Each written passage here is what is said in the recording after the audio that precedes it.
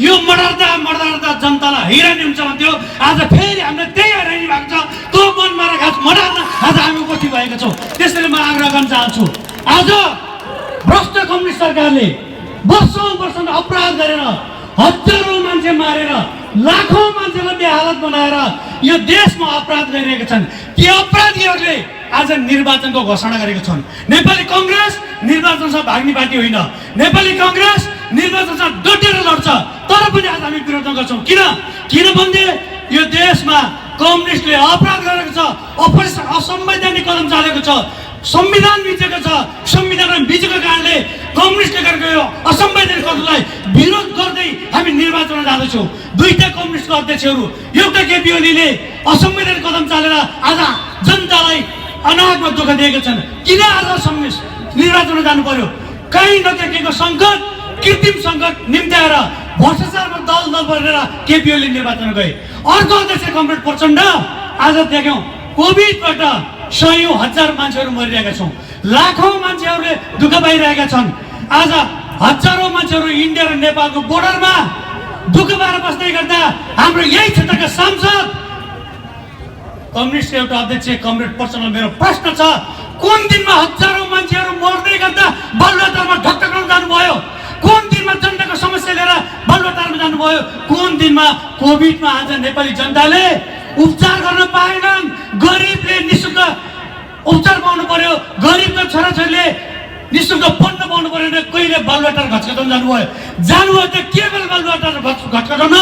मैले बोल पाइनँ, भ्रष्टाचारले बोल पाइनँ, भ्रष्टाचार गरेको दक्षिणा भागभन्दा मिलेन भनेर आज सडकमा आउनुभएको छ।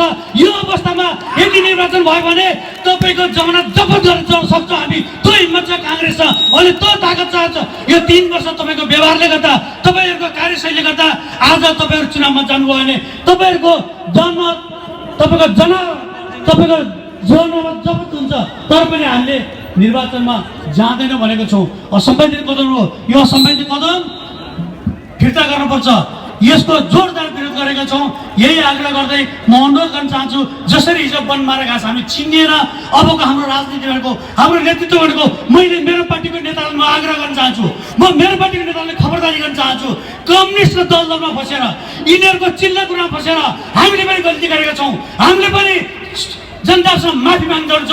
नेपाली काङ्ग्रेसका नेताहरू आम जनतासँग माफ गर्दै हामी भित्र भएका खराब प्रवृत्ति पनि सुधार्दै हाम्रो कमी कमजोरी सच्याउँदै जनताको सुख दुःखमा साथ दिँदै साँच्चै राजनीति भनेको गरिब जनताको लागि हो। राजनीतिको समाज परिवर्तन हो।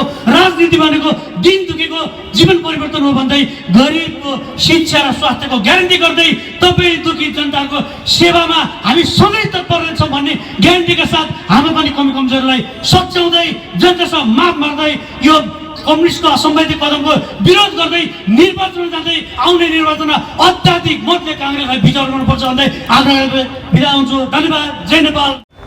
यो अपराधपूर्ण जुन गतिविधि भएको छ यो हाँडी फुट्नै पर्थ्यो। वास्तवमा कम्युनिस्टको यो व्यवस्थै होइन। कम्युनिस्टहरू चुनाव लड्ने कहीँ देख्नु भएको छ? चीनमा सुन्नु भएको छ? चीनमा हाम्रो पार्टीका मान्छेहरू, हामी जस्ता मान्छेहरू जेलमा छ अहिले पनि। बाहिर राम्रा घरहरू बाटोको बनाएको टिभीमा देखाइदिन्छ, यो पत्र पत्रिकामा हामी हेर्छौँ र हामी दङ्ग पर्छौँ। लोकतन्त्रको माग गर्ने हजारौं मान्छे, लाखौं मान्छेहरू चीनको जेलमा छन् अहिले पनि। उत्तर कोरियामा कोही प्रजातान्त्रिक विचार भएको मान्छे बोल्न पाउँछ र?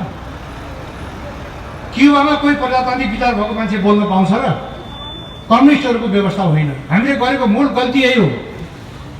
बिपी कोइरालाले भनेको कुरा हामीले मानेनौँ। कम्युनिस्टलाई पनि लोकतान्त्रिक बाटोमा ल्याएर ठिक हुन्छ कि भनेर गिरिजाबाबुले ल्याउनु भयो। हजारौं हाम्रा साथीहरूको टाउको कलम गरेका, मुलुक रगतको आलोमा थियो।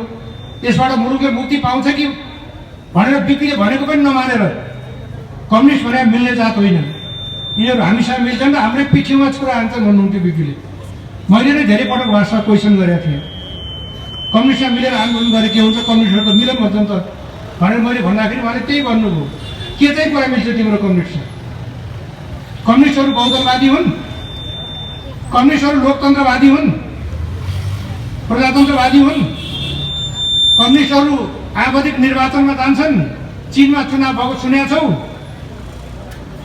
उत्तर कोरियामा चुनाव भएको सुनेका छौ? अनि के चाहिँ मिल्छ तिम्रो कम्युनिस्ट सानो तिमी कम्युनिस्टमा मिल्ने कुनै पनि हालतमा कम्युनिस्टको बहुदल पनि होइन, कम्युनिस्टको आवधिक निर्वाचन पनि होइन, कम्युनिस्टको संसद पनि होइन। तपाईँहरू यही कतिपल्ट सुन्नुभयो होला, राति हुने मिटिङहरूमा कम्युनिस्टहरूले भन्दा हुन् संसद भनेको बोकाको टाउको देखाएर कुकुरको मासु बेच्ने पसलो भन्ने होइन। त्यो यिनीहरू नेपालका कम्युनिस्टले मात्रै भने होइन, संसारभरिका कम्युनिस्टको भनाइ यही हो। यहाँ आएर झुक्क्याएर लाटा सोझा नेपाली जनतालाई झुक्क्याएर दुई तिहाई मत भने अचम्मको कुरा हो। कम्युनिस्टले चुनाव लडेर यत्रो चेतनाको स्तर भएका मुलुकहरूमा चितवन जिल्लामै भनौँ न, तिनै क्षेत्र हामी पराजित भयौँ। चितवन जस्तो जिल्लाबाट जहाँ हजारौँ नेपाली काङ्ग्रेसका अग्रजहरूको रगत भएको छ, यस्तो ठाउँबाट तिनै क्षेत्रबाट कम्युनिस्टले चुनाव जितेर गयो, जसको यो व्यवस्था होइन। बाघको छालामा स्यालको दाई भने त्यो चल्दैन थियो, कम्युनिस्ट सत्तामा गएर चल्दैन थियो, चलेन। अब यो देशको जिम्मा चाहे आन्दोलन गरेर ठेगानमा ल्याउने होस्, चाहे निर्वाचनमा गएर होस्, त्यो हाम्रै जिम्मा हो, नेपाली काङ्ग्रेसकै जिम्मा हो, तपाईँ हाम्रै जिम्मा हो। त्यसकारण दुवै कुराको लागि निर्वाचनमा जानु परेछ भने निर्वाचनको लागि, अभियानमा जुट्नको लागि, आन्दोलनमा जानु परेछ भने मौका पर्दा टाउकोमा कफन बाँधेर जेल जानुको लागि पनि तयार हुनको लागि। खासै अघि कृष्णजीले भन्नुभयो नि, हामी त अब धेरै आन्दोलन गरी धेरै थाकिसकेका छन्, बुढा भएको छन्। युवा अलि सशक्त रूपले लाग्न सक्ने युवा तरुण भाइ बहिनीहरू, नयाँ पुस्ताका साथीहरूसँग म अनुरोध गर्न चाहन्छु, तयार रहनुहोस्। मुलुकको स्थिति राम्रो छैन, संसद पुनर्स्थापित भए इमर्जेन्सी लगाइदिने डर छ, निर्वाचनमा जाँदा पनि चुनाव हार्ने डर भएको हुँदा त्यसले पनि सङ्कटकाल लगाइदिने डर छ, इमर्जेन्सी लगाइदिने डर छ। त्यसको विरुद्ध फेरि हामीले गर्नुपर्छ, किनभने लोकतन्त्रको जिम्मा हाम्रो मात्रै हो। त्यसमा साथीहरू सबै कटिबद्ध रहनको लागि अनुरोध गर्दै, धेरै साथीहरू केही मान्छे यहाँ बस्ने मौका मिल्यो, बस्नु पर्यो। तर यहाँ आजको समारोहमा पाल्नु हुने सबै नेता कार्यकर्ताहरू हामी एकै समान जस्तो लाग्छ मलाई। यहाँ बस्नेहरू धेरै जान्ने, तल बस्ने नजान्ने होइन। धेरै साथीहरू धेरै कुराहरूमा अनुभव प्राप्त गरेका साथीहरू हुनुहुन्छ। त्यसैले यो विरोध सभामा आउनुहुने सम्पूर्ण दाजुभाइ दिदीबहिनीहरूप्रति म जय नेपाल अभिवादन गर्न चाहन्छु। जय नेपाल। साथीहरू, धेरै कुरा आइसकेको छ। मैले बोल्दै गर्दा कुरो दोहोरिन सक्छ। म तपाईहरुको धेरै समय लिन पनि चाहन्न, किनकि आजको वर्तमान परिस्थितिमा मुलुक कता गइरहेको छ, मुलुकको अवस्था के छ भन्ने बारेमा सबै साथीहरूले चिन्ता व्यक्त गरिसक्नु भएको छ भने हामी कांग्रेसको अवस्था के छ भन्ने बारेमा पनि आइसकेको छ। मैले एक दुई कुरा मात्रै निवेदन गर्न चाहन्छु। कम्युनिस्टले यो संविधान स्वीकारेको छैन, रहेनछ।